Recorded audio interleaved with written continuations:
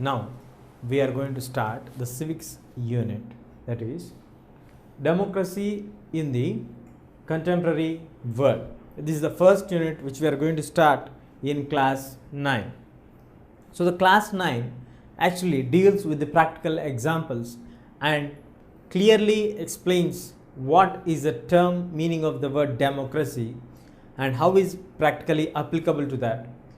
Is in the present day world the democracy practically followed, to how far it is followed. This all will be discussed in this unit.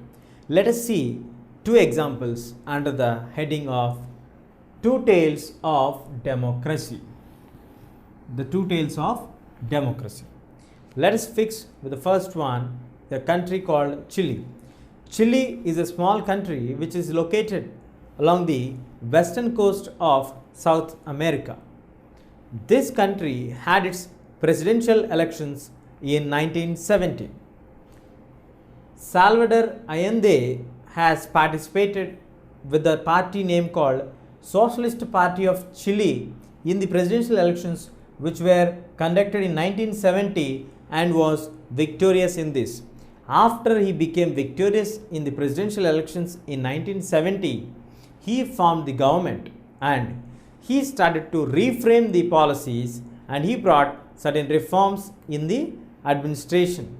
So the main important reforms what he brought are: first, he brought free milk and education for the children. Second major reform what he brought was providing land to the landless poor farmers. The third major one what he brought was the natural resources which are under the control of the foreign companies. He started to oppose this one. The major reforms which he brought in 1970 after he was victorious in the presidential elections gained him a lot of charisma in the entire country, as he provided education and free milk to the children, as well as providing land to the landless poor farmers, and also holding the control of the natural resources and not allowing any of the foreign companies to exploit the natural resources of Chile without getting any benefit to the country. So these policies are actually true benefit policies to the people of Chile, especially to the poor people, especially to the children, and especially for the country's progress and development, which he targeted a larger community of people, especially the people, those who are suffering with pain. But in practicality, when we talk about democracy, we have most of the population coming under poor people, but still the few rich people are always dominating. The few rich landlords who are present in Chile were angry with the reforms which were brought by Salvador Allende. Why are they angry? What was their problem? They are angry because he is not allowing any of the foreign national companies to come and do business, which is really hurting their business. And the second point, he is grabbing the lands of the rich and distributing them to the poor, which is really cannot be acceptable to them. And he also reduced the authority of the church, and the lands of the church were confiscated. This all brought a clear variation and triggered the anger towards Allende. So what happened then? So after Allende promised and started to take the reforms which triggered the anger of the rich landlords and the church authorities, which led to a military coup in 1973. The date was 11th September 1973. The day, as usually, the defense minister arrived to his office. The then present officers have arrested the defense minister. The military approached the president. The military is very angry with the president's rule, so they approached the president and requested him to resign, as he gave a deaf note to that one. he did not respond positively. In return, he went and gave a message on air saying that he is going to give a sacrifice, and he told already that one day or the other day definitely we will get democracy back. So, in the first words what we have read of the lesson beginning, that is what he talked about the sacrifice, is that's what he meant here when he told that he is going to be killed by the military. He knew that one.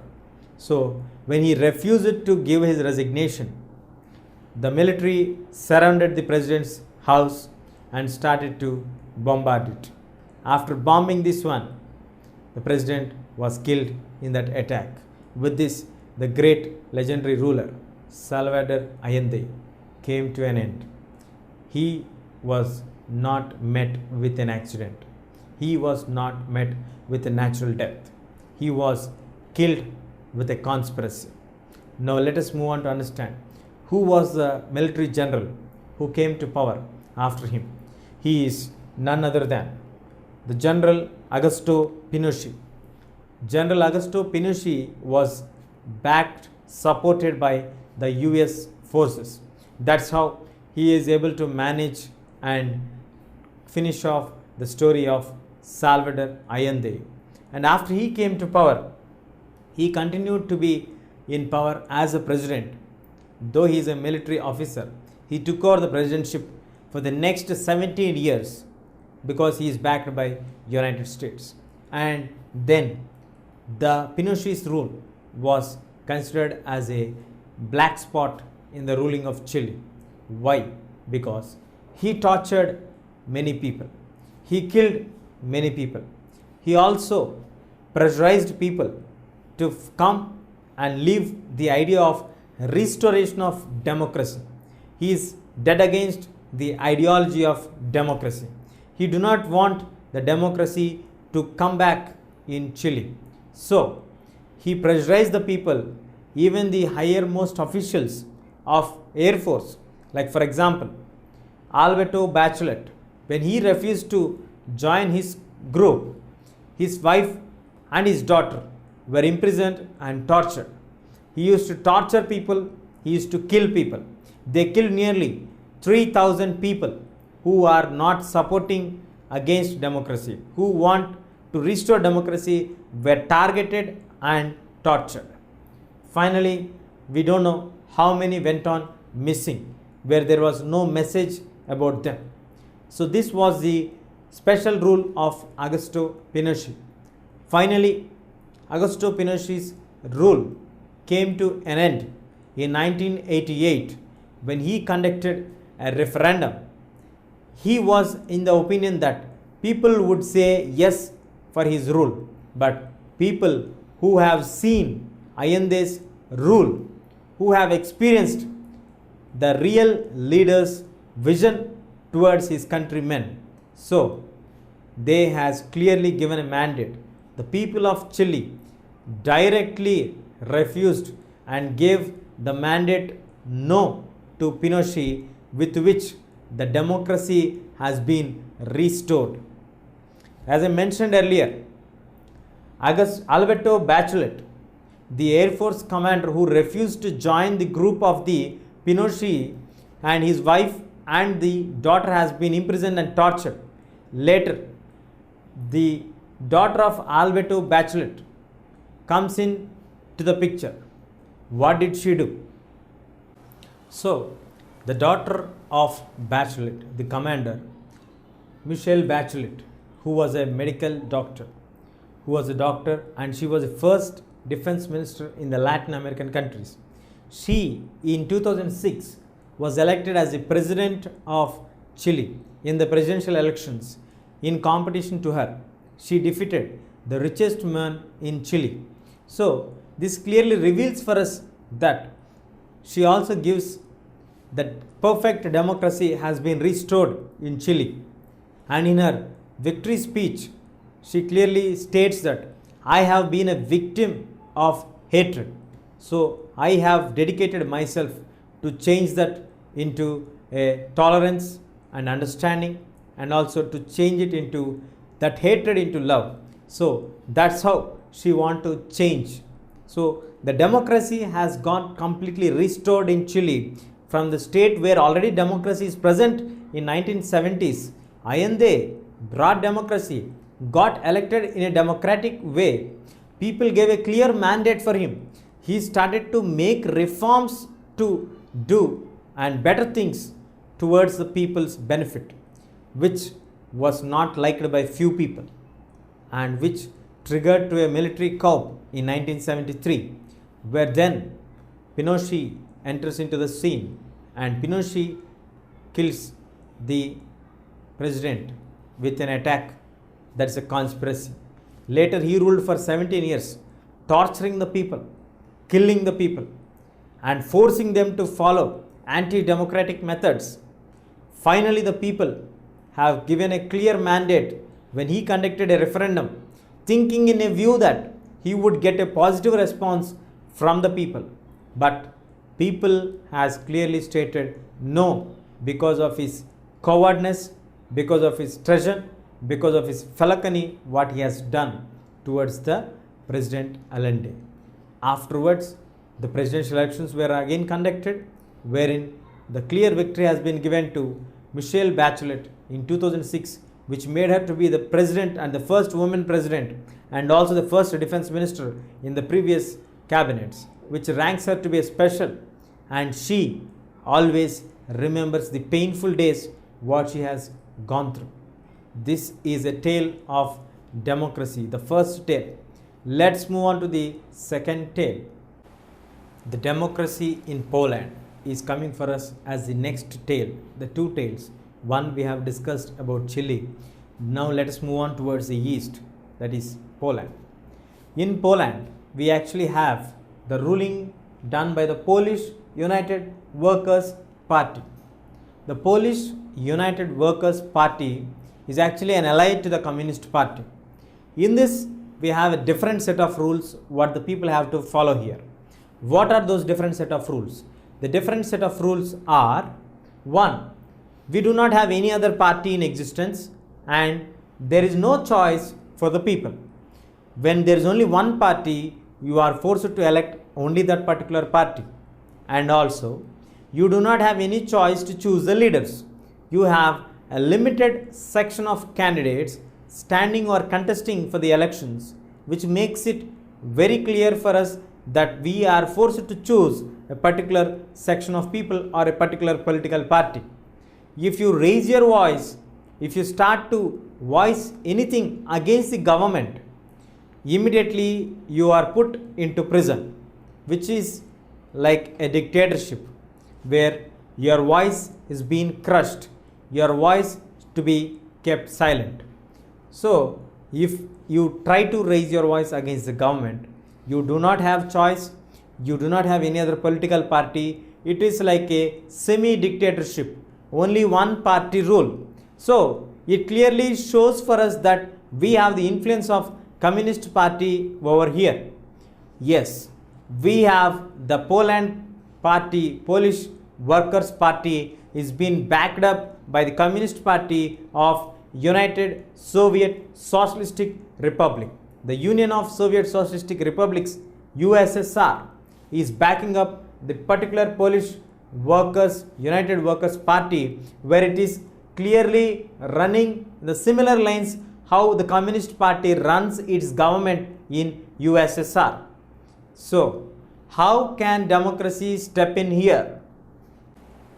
Now, after the Poland is getting backed up by USSR, the situation started to change slowly. With a small incident, the issue got triggered up to a larger wave of a strike. What was that incident? It was on 14th August 1980. It was at the shipyard, the Lenin shipyard at Gansk. This Lenin shipyard at Gansk was having a similar experience, that is, if you raise your voice against the government, you will be put behind the prison. If you are an employee, if you are a worker, when you are working for a wage, if you demand for a higher wage, definitely you will be put out of your work. That was the experience of Lech Walesa. Lech Walesa in 1976, who was working as an electrician, in the Lenin shipyard was dismissed. The reason for his dismissal was that he was actually asking for a higher pay. So his demand for higher pay made the authorities to put him away from the work, and they dismissed him. So similar incident met him to a female crane operator was dismissed without any solid reason. So when she was dismissed, the family was in trouble. The person who already experienced this pain came up and started a strike.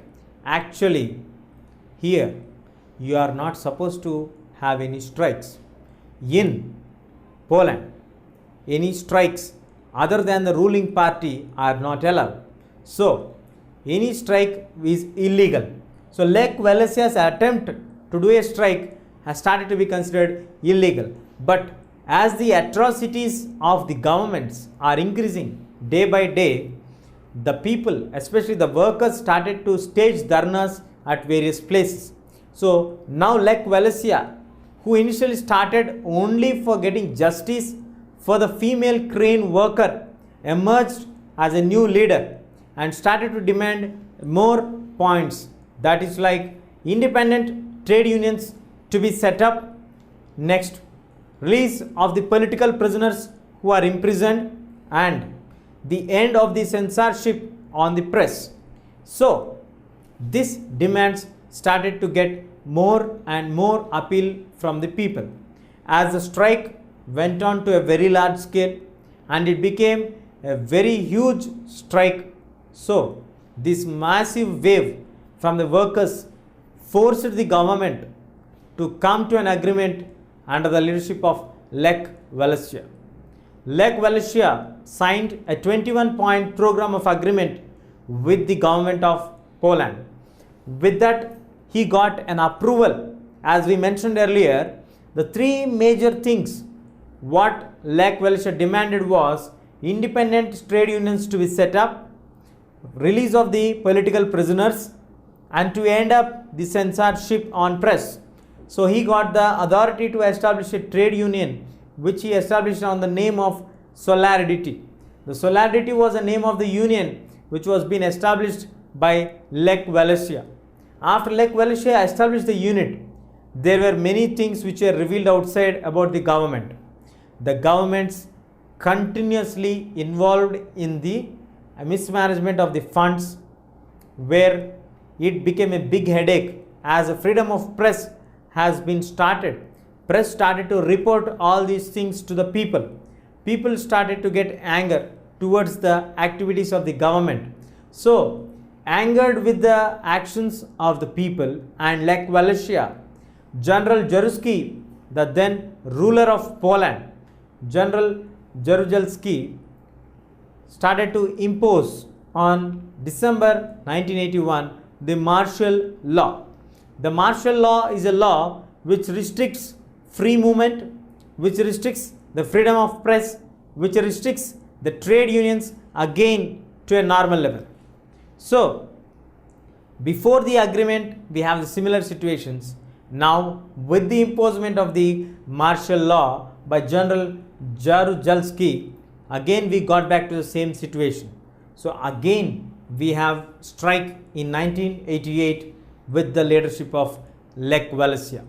Lech Walesia is already an emerged leader who had a huge support from the people. Obviously, this became a very large and massive strike all along the country. So as a strike grew on larger and larger, people started to support this one.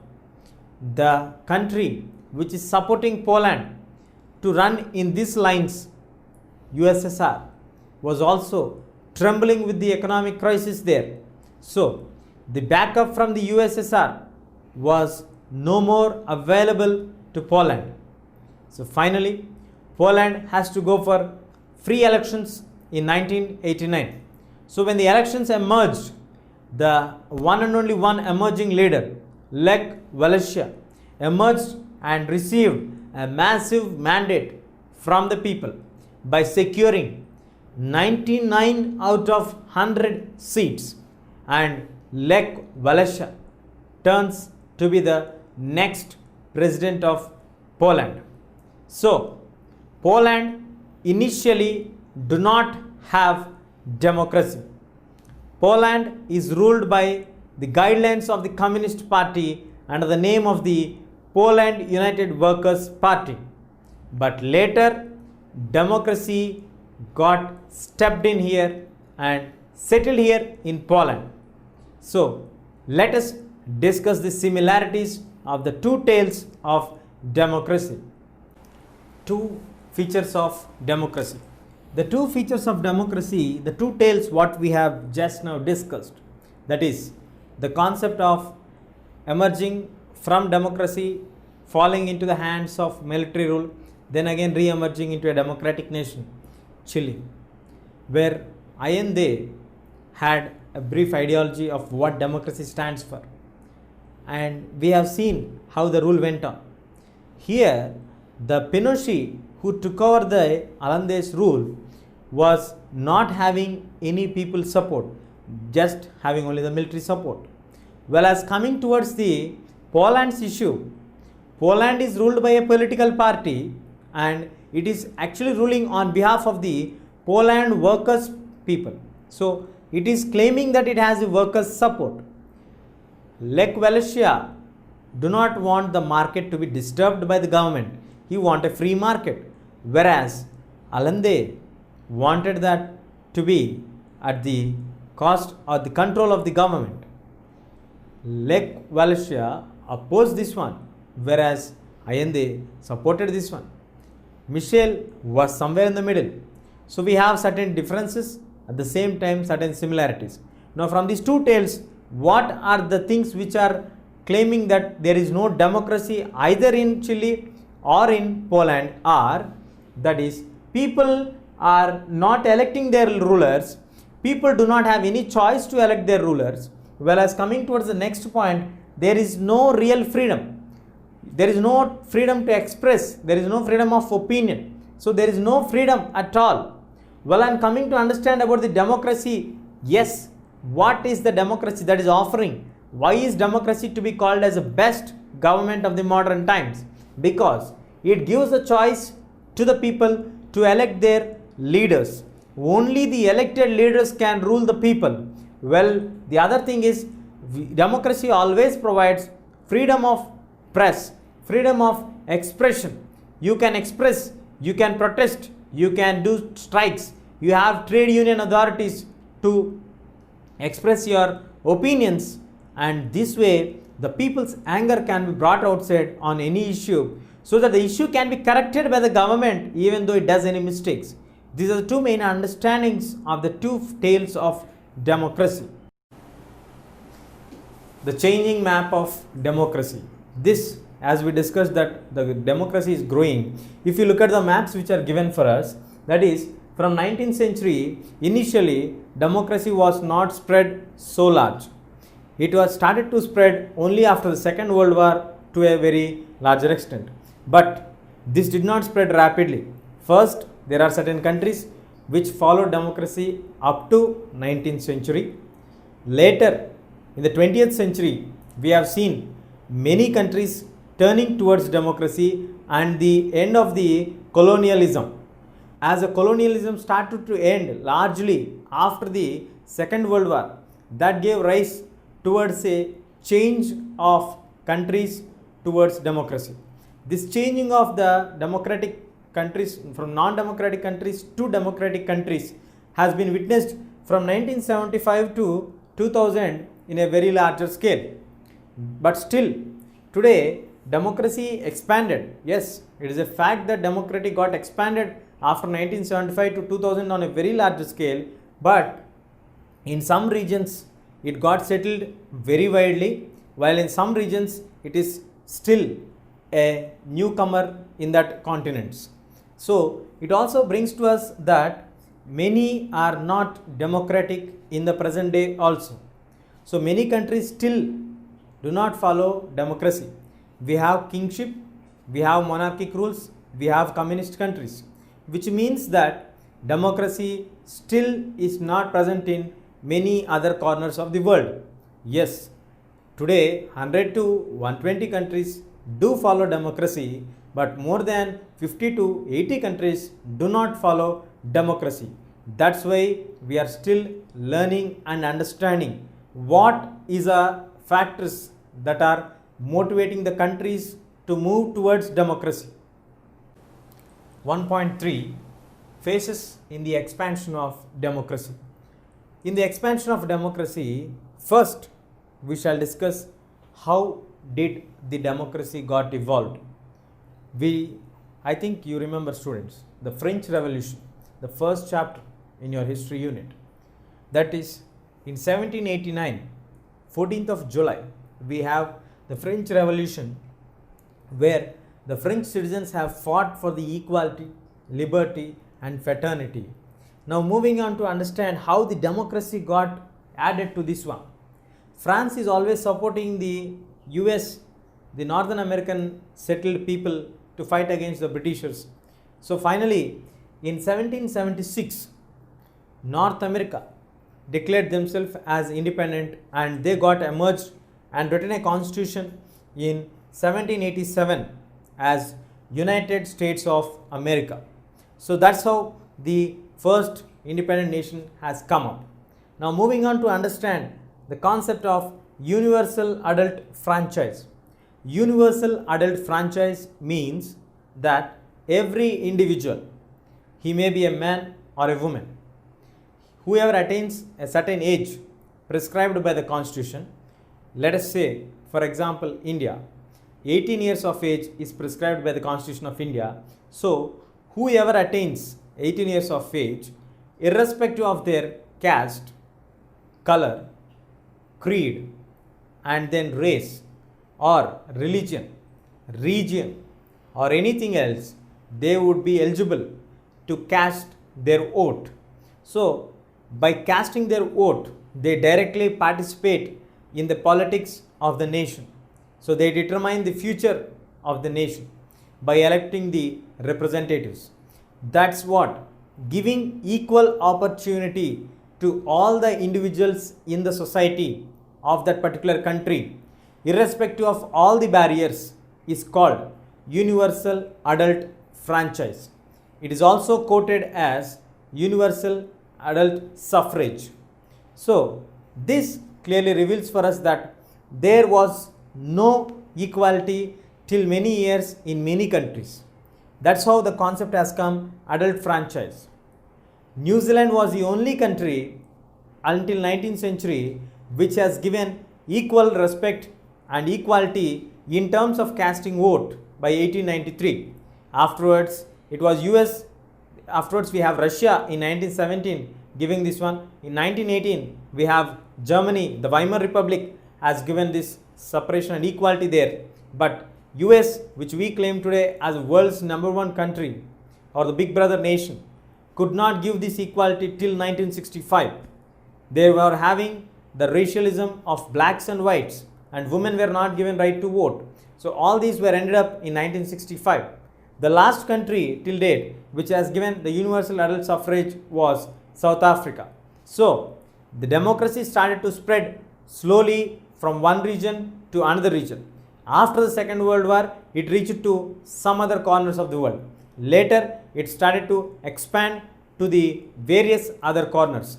Finally, democracy, wherever it starts to step in, the first basic principle which is required to claim that there is democracy in this particular country is the universal adult franchise. That's why this plays a very vital role. This is actually giving the meaning of equality. The real equality is being mentioned only when you have the right to vote irrespective of all barriers. That's what the universal adult franchise means. Now, the end of the colonialism. Dear students, colonialism has been impacting almost all the countries of Asia and Africa. So there is no country which has been left out or which has not been influenced by colonialism. So under the colonialism, many countries have suffered and struggled, and they have fought large battles against their colonial masters in order to achieve independence. In this process, after the Second World War, many countries were able to achieve independence. After achieving independence, like for example, in 1947, India got its independence. India took the step towards having democratic structure of government or democratic setup in the country. India followed democracy. India still is a democratic country, but the other countries in Asia and Africa do not have the similar experiences as we have. They have mixed of the experiences. They have faced certain problems. Let us take a small example of Ghana. Ghana also got independence in 1957, just a decade after India got its independence. And the leader who led this one was Nkrumah, who himself was a son of a goldsmith and he was a teacher by himself. So he actively participated against the anti-colonialism movements and he fought for the independence of the nation, and he got himself selected as a president of Ghana. In India, we have leaders who change through elections, but in Ghana, there was a different experience. Nkrumah was overthrown by the military coup in 1966, which is a clear disaster for democracy. Now, India has a different experience, Ghana has a different experience. So, all the experiences are not similar, and this also gives a question mark why democracy has not sustained at various places. Now, the recent phase, that is after 1980s, the approach towards democracy has grown a leap ahead. So now, the 1980s, we have seen many of the Republican countries of Latin America are turning towards democracy. Why are they turning towards democracy? For that, we should look at the global factors. One major global factor which made the other countries ease and come towards democracy is the disintegration of Soviet Union. Soviet Union's economy started to collapse from 1988, and finally in 1991, the Soviet Union broke down into 15 republican countries, which led to break of its monopoly control over its neighboring countries who follow communism, which we have seen example in the Poland, where in Poland they were actually following the communist regime, the Poland Workers' Party rule, where the Lech Walesa has broke down that one and created new history by winning 99 seats out of 100 and got himself elected as the president of Poland. And moving on to understand India's close neighbor boundary countries, Pakistan and Bangladesh. Pakistan and Bangladesh, which were initially held under the military rule, started to trend towards democracy by 1990s. In 1990s, Pakistan and Bangladesh had democratic elected governments. But in Pakistan, in 1999, General Musharraf has overthrown the Nawaz Sharif government, which is elected by the people, and then he went to mandate to the people, where he got a mandate of the people for 5 years and declared himself as the president with the people's support. So that's how from democracy again it moved back to the military dictatorship or statocracy. In the similar way, in Nepal, if you check, Nepal, the newly taken over king, who became the king after 2005, has dismissed all the political parties and the powers which they have gained after a lot of struggle. Still, they have fought their fight, they have raised their voices, and now Nepal is merging into a democratic and a republican country. They are in the process of concluding their constitution. Now, in around 140 countries started to merge into democratic countries, wherein the multi-party system came into existence. 80 countries which are completely irrelevant of democratic governments are turning towards similar types of democratic governments. One such country was Myanmar. Myanmar is located on the eastern border of India, which has its old name as Burma. Burma, or the Myanmar, the modern name of Burma, Myanmar, got independence in 1948 and was a democratic country till 1962. So 1948 to 1962, the 14 years of golden era of democracy sustained in Myanmar. Later, in 1962, we got the Military Coup Act done there, and which resulted in the dethroning of the elected democratic government and which gave rise to military dictatorship again. This military dictatorship was continued for more than 30 years, and Aung San Suu Kyi, who has been struggling for re-establishment of democracy and democratic values in the country, which gives equality for the people and gives a chance for the people to live happily in the country, has took a very long time, and 6 to 10 lakh people have been derooted from their houses. They left their homelands and shifted to somewhere else. The struggle of Aung San Suu Kyi has gained the international appeal, which brought her the Nobel Peace Prize for her efforts to restore democracy in Myanmar. So this is the new trend which is happening, and many countries are still struggling to establish democracy, which means that the best government of the modern era is the democratic government. We have various types of governments in existence in 16th century, 17th century, 18th century, 19th century, but the 20th century and the 21st century, the best alternative form of government or the best suitable government of the modern ideology, modern era, is the only viable alternative is the democratic government. Now, democracy at the global level. Students, democracy, when it starts to spread, we discussed that from 19th century, it started initially at few countries.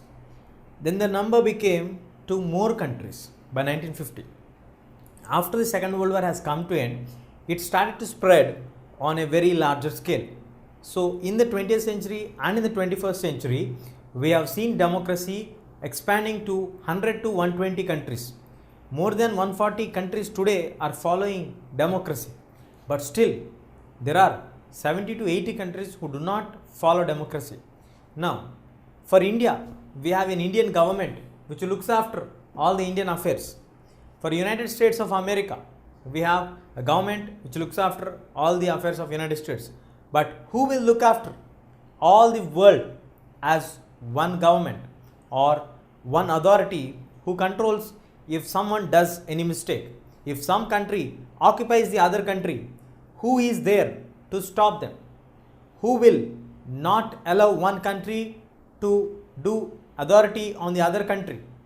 That's what is gave the need for the world government, that is nothing but the establishment of United Nations. The United Nations, after a series of deliberations which happened after the Second World War, gave birth to United Nations. The League of Nations literally failed when the Second World War came. So we need a much stronger organization which can stop such world wars occurring in the future. This was a main motto which gave birth for the United Nations, a group of nations. Initially in 1945, 24th of October, at the San Francisco summit, had their meeting, and 51 countries have signed the Charter of UN, and thus the United Nations came into existence, which is still alive and functioning very effectively. Now moving on to understand how is United Nations working. Why is United Nations called as the World Parliament? In the United States, we have the total number of member countries as 193. Each member nation, as of dated 2012 September, we have 193 member countries.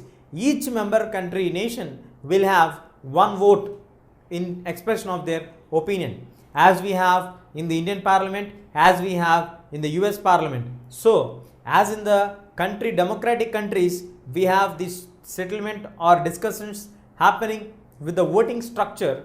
The similar way, any international issue can be discussed in the world body when it conducts its general meeting in every December. So, every country can put their opinions and cast their vote, so that basing on the majority voting only, we get the bill passed in the United States. Now, The next, what does the UN do other than the political solutions? International security. Whenever there is international security in threat, they try to solve the issues peacefully through negotiations. Then, economic development. Whichever countries which got independence after the Second World War decided to help them, so they have started to help them economically so that the infrastructure, the living standard of the people would increase in those countries. And they also started to work towards the establishment of equality in all the countries. The equitable society is a dream of the United Nations. Later, we also have UN Security Council, wherein in that we have 15 members, where 5 are the permanent members, 10 are the non-permanent members. The 5 permanent members have a special power known as veto power. The veto power means which have that suppose the 193 countries are in meeting, and if any discussion is to be cancelled, though the other all countries agree, one country, the 5 permanent countries like US, UK, France, Russia and China would break the discussions and stop them abruptly using their veto power. That is a special power given only to the 5 nations in the UN. That's the reason why they are termed as the permanent members of UN. And in order to provide loans, we also have the International Monetary Fund. The International Monetary Fund is having nearly 188 countries as their member nations out of the 193 countries which are already members of the United Nations. Though we have 188 countries in the IMF, the 10 large countries like US, France, Germany, then Saudi, Canada and all the other respect to Japan countries have a larger stakeholders who decide for whom the loan has to be given and for whom the loan has not to be given. So, most of the times till date, conventionally, the US Financial Secretary only nominates the President of IMF. So, it is directly under the control of the US. So, IMF is also not truly independent, but still it tries to help the developing countries by providing certain amount of loans to build up their infrastructure. And further, moving on to understand how is democracy expanded in the modern days. We have a country called Iraq in 1932 which got its independence from the British in the West Asian region. After establishing its independence, it started to rule in a democratic procedure. But in 1968, a military coup happened and the Arab Socialistic Baath Party has took over the power. The word Baath means in Arabic as Renaissance, means a symbol of change. So, in 1968, the Saddam Hussein, who brought the Arab Socialist Baath Party to power, played a crucial role in this coup, and he started to influence the changes in the country. So, finally, in 1979, he became the president of Iraq. After becoming the president of Iraq, he started to rule the country in a dictatorship model. He started to give certain new liberties to the women which is not given in any of the Arab nations, and he started to rule the country on the lines like he do not tolerate any kind of arguments or any kind of voices against him. He started to kill the ethnic groups and massacred them literally and openly. All the political opponents of him were being targeted and were sent to jails. So these kind of things he started to raise, and the freedom of the press has been completely restricted. So that's how his rule turned to be a dictatorship rule. But in 2003, Britain and US raised an objection that Iraq is having a nuclear weapons with him. So, which was been rejected by Saddam Hussein. When UN team has visited there and checked, they could not find any evidences. But still, USA has attacked Iraq in 2003 and finally dismissed Saddam Hussein's government and established interim government there, which later UN Secretary Kofi Annan has criticized this one, saying that US attacking Iraq is illegal, which means in order to establish democracy or in order to propagate democracy, we need not wage a war against the existing country which is having certain set of rules. We need to create awareness among the people and then ask them to revolt against the existing system so that the systems would change, rather than waging a war against that and forcing the people and killing hundreds and hundreds of the soldiers, and finally you say that we are establishing democracy. That's the reason why UN has stated that US attack on Iraq is completely illegal. So with this we come to the conclusion of the lesson, the democracy in the contemporary world. Democracy, establishment, the phases of development, how the maps have changed, and finally how the modern day democracy expansions are happening. We have seen an example, even UN criticized that one. The international organizations criticized the moves of the veto power nations, but still the 5 veto power countries or the permanent members of UN were always been under the pressure of these nations. Especially we have 2 superpower countries till last 20 years, that is US and USSR.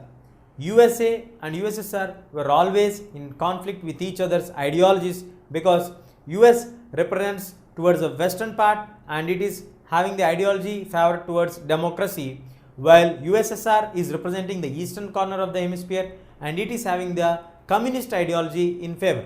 So the communist ideology versus the democratic ideology, a Cold War continued from Second World War to 1990s till the disintegration of the USSR. This phase of 45 years to 50 years has been the period of colonial Cold War era.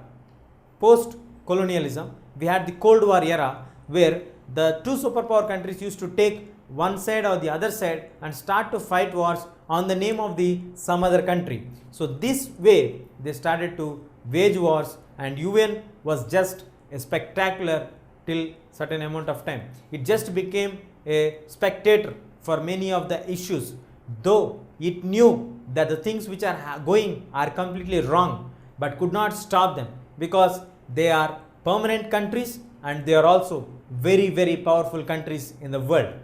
So yes, UN has done a great contribution towards the world's peace.